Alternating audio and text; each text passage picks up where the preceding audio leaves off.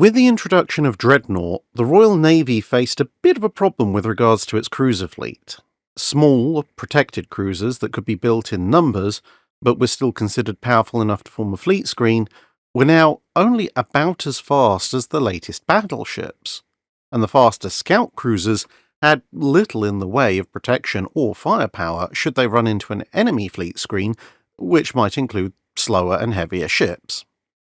There was also concern about a new generation of fast German cruisers, which might harass British destroyer formations conducting blockade duties, or else range out on commerce raiding expeditions. And thus a new class of faster cruiser was needed. Initially, it was decided to slightly enlarge the existing scout cruiser template, keeping a speed of 25 knots and adding additional 4-inch guns. Up to 14 was suggested, which would give an 8-gun broadside, plus increasing the thickness of the protective deck. However, consideration of this sketch design led to a number of officers pointing out that for a very small additional increase in size, the ship could also fit some 6-inch guns, which would be dramatically more effective weapons, while being just small enough that you wouldn't require full mechanical hoist systems to supply them. Versions with 2, 4, or 6 such guns were considered. In the first two cases, these would supplement a 4-inch secondary battery, and in the latter case replace it entirely, with a new 3-inch secondary battery in place instead. After some discussion, the design was eventually settled at 4,800-ton displacement, driven by 22,000 shaft horsepower with a design speed of 25 knots, via 4 screws, except on one ship, which would experiment with 2 larger screws instead. Mixed oil and coal fueling would be implemented in part because if the ships were going to operate on long-distance anti-raider patrols, those far-off bases may not be able to supply enough oil, or any oil at all, for a ship that exclusively used that fuel. As it turned out, most ships were actually considerably faster on trials than the basic 25-knot design speed, one reaching over 27 knots.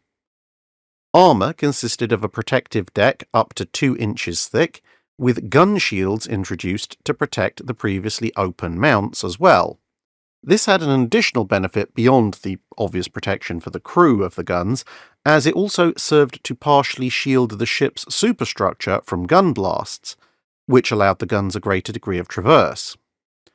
Armament consisted of a pair of 6-inch guns, 1 fore and 1 aft on the centerline, and 10 4-inch guns, with 5 per side. A pair of 18-inch torpedo tubes below the waterline, and some 3-pounder saluting guns were also included, with the first batch of 5 ships named for the lead vessel, HMS Bristol, and laid down in 1909. But the next year it was decided to considerably up-gun the design, with the 4-inch battery being replaced with more 6-inch guns for a total of 8.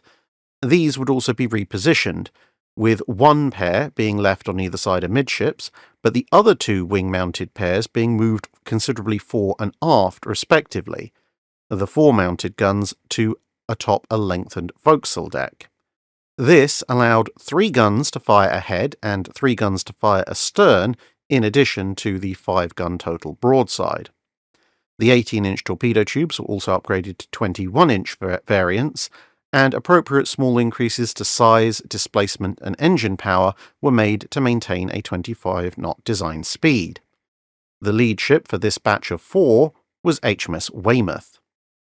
And then the next year rolled around, and experiments had shown that even light armour was quite useful in defeating the kind of high-explosive shell that small cruisers generally fired, and so the design was revised again. This time the forecastle was extended still further to take up almost 3/4 or 2/3 the length of the ship, depending on your source, and the protected deck was thinned down slightly. This, along with other savings, plus the now expected fractional increases in size, displacement, and power, meant that an armour belt with a maximum 3-inch thickness could be fitted. This set of 6 vessels had as their lead HMS Chatham, with half of those built going to the Royal Australian Navy as part of their newly acquired fleet unit. A final iteration showed up the next year, 3 ships led by HMS Birmingham, with the only major change being an additional 6-inch gun forward, with the existing centerline gun moved slightly so that now 2 single guns could be operated side by side. Another vessel, HMAS Adelaide, would later be built in Australia, heavily based on this design pattern. For the Royal Navy, this marked the end of the type's development, with the whole collection loosely grouped as a Town class. Further work would go in a number of directions: an abandoned larger Atlantic cruiser, much of whose work would later be folded into the Hawkins class, while more proximately the Arethusa-class scout cruisers and the C-class light armoured cruisers both took strong elements of the Town class's design with them. But there would be one final coda to the class. The Greek Navy ordered a pair of cruisers based on the Chatham subclass, but theirs were entirely oil-fired, which made them somewhat faster, and armed with 10 5.5-inch guns, 1 fore, 1 aft, and 8 in wing mounts, 4 per side. These would later be purchased by the Royal Navy as they were still under construction in the middle of World War I, and became HMS Birkenhead and HMS Chester. Every ship of the overall class, except for Adelaide, would see service in World War I, with a number of notable incidents. HMAS Sydney overwhelmed and destroyed SMS Emden when the latter was caught during her merchant raiding expedition. HMS Glasgow survived the Battle of Coronel and went on to avenge that defeat as part of the fleet at the Battle of the Falkland Islands. HMS Birmingham became the first ship to sink a submarine deliberately when it rammed U-15, and HMS Chester became famous for the last stand of a 16-year-old gunner, Jack Cornwall, during the Battle of Jutland. For small cruisers of between 4,800 and finally around 5,500 tons, they actually proved remarkably resilient, with only 2 ships of the class being lost, Nottingham and Falmouth, both of which were hit by a pair of torpedoes each on the 19th of August 1916, but both surviving this and staying afloat and beginning to make their way home, only then for each to be finished off in separate follow-up attacks, Nottingham eventually needing a total of 3 torpedoes, and Falmouth 4 to finally be sunk.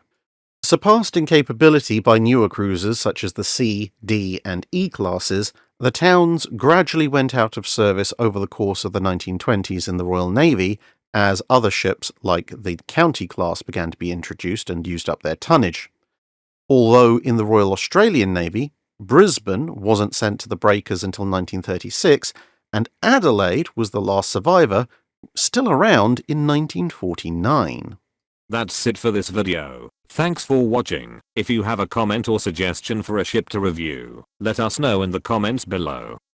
Don't forget to comment on the pinned post for dry dock questions.